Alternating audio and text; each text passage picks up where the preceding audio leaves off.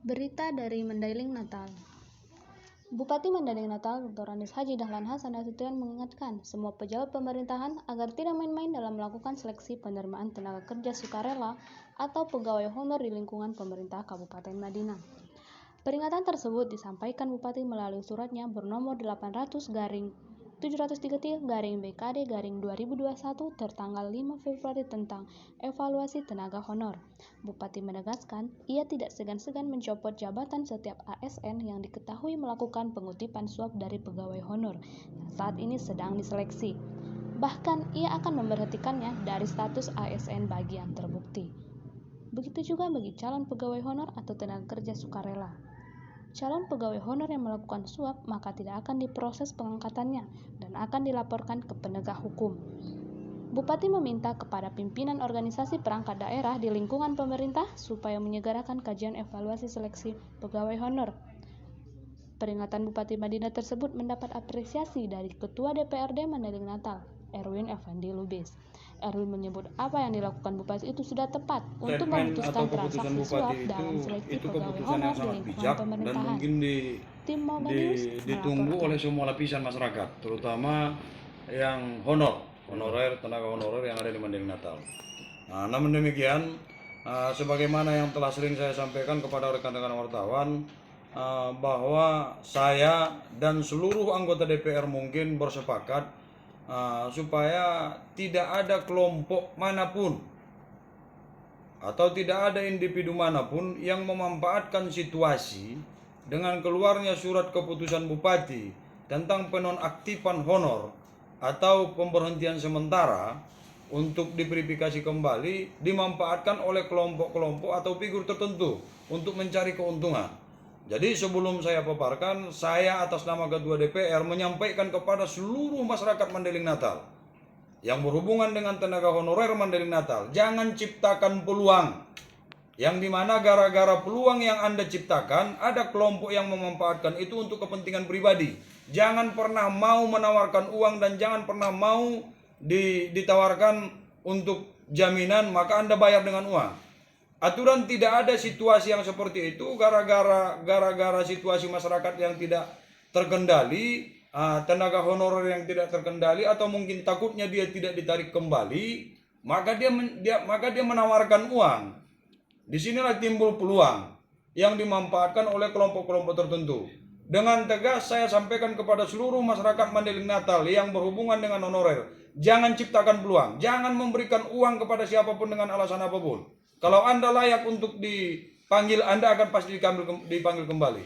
Sekarang Bupati sedang meminta kebutuhan objektif dari semua OPD atau dinas yang ada di Mandailing Natal.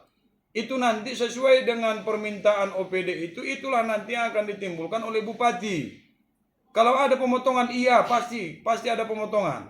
Tapi yang dipotong itu juga kan pasti ada kriteria. Yang tidak akan dipanggil itu yang seperti apa? Yang mungkin jarang kehadiran, yang mungkin pekerjaan tidak terpertanggungjawabkan, atau mungkin hal-hal kriteria lainnya. Tapi kalau Anda rajin, Anda bertanggung jawab, saya pikir tidak ada alasan untuk tidak memanggil kembali. Jadi sekali lagi saya sampaikan, saya ucapkan sangat-sangat terima kasih kepada Bupati Mandailing Natal yang telah membuat surat edaran supaya tidak ada pejabatnya di Mandailing Natal ini yang menerima uang atau yang memberikan janji untuk bisa memverifikasi honor itu ditarik kembali. Itu untuk pejabat. Untuk kelompok yang lain, minta tolong jangan dimanfaatkan. Honor ini tunjangannya hanya 1 juta dan 1.200.000 1 bulan. Masa sih itu harus masih diperas? Sementara SK-nya itu tidak permanen, SK-nya itu hanya 1 tahun. Jadi tolong kepada semua pihak, janganlah kita menari di atas situasi yang seperti ini. Jadi saya mohon dengan teramat sangat merendahkan diri saya kepada semua pihak yang ingin memainkan situasi, tolong urung dan undurkan niat Anda. Terutama yang berhubungan dengan dinas pendidikan, kesehatan dan juga yang lain-lain, pertanian, ketahanan pangan. Jadi semua yang mempunyai muatan honor yang agak lebih banyak, minta tolong jangan memanfaatkan situasi ini untuk kepentingan pribadi Anda atau kelompok Anda. Mungkin itu. Baik Bang, izin Bang. Untuk di internal DPRD Madinah sendiri Bang, apakah ada himbauan Abang atau istilahnya penekanan Abang untuk seluruh anggota dewan jangan bermain di tenaga honor ini Bang? Saya sudah sampaikan ke beberapa kawan-kawan supaya kita sama-sama objektif. Jangan nanti orang mempertanyakan atau menertawakan kita. Alhamdulillah sampai sekarang anggota DPR tidak ada saya lihat yang ikut bermain atau nimbrung di situasi ini. Tapi mudah-mudahan aja lah sampai nanti tidak ada yang terlibat. Kita berharapnya demikian.